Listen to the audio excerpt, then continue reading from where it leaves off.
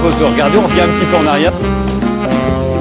Sur l'homosexualité, je vous ai vu sortir l'extrait de votre livre en expliquant que je vous avais cité hors de votre contexte. Non, vous m'avez tronqué, vous avez enlevé la dernière partie. Non, non, voilà, très intéressant.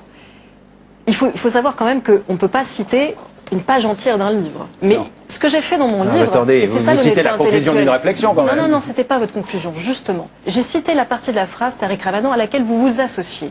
À savoir que selon l'homosexualité... Non, selon l'islam. Non, mais je vais commencer dès le début du paragraphe. Comme ça, c'est plus simple. Tariq Ramadan. L'homosexualité n'est pas permise en islam et sa légalisation publique, comme on le revendique en Europe, ne peut être envisagée ni sur le plan de la reconnaissance sociale, ni sur le plan du mariage, ni sous une autre forme. Il allait à une limite quant à l'expression de la norme qui s'applique à l'espace social et public.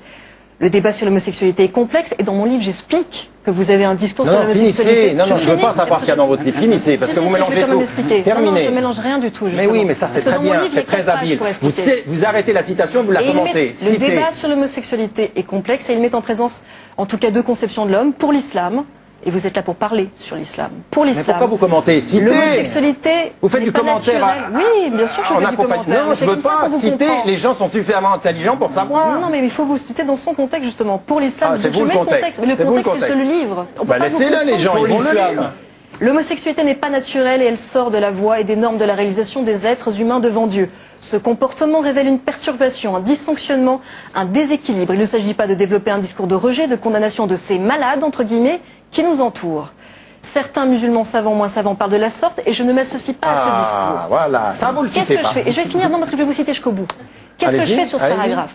Je cite la partie de la phrase à laquelle vous vous associez. Ce comportement révèle un dysfonctionnement, un déséquilibre. Et je ne cite pas la partie de la phrase à laquelle vous ne vous associez pas. Mais comment vous savez que je m'y associe? Comment vous le savez? Parce que vous le dites. Donc je ne dis pas ce à quoi ne vous associez pas par honnêteté. Excusez-moi, mais là, tel que j'ai compris, c'est pour l'islam. Mais oui, pour l'islam. Non, non, non. Vous n'avez pas compris.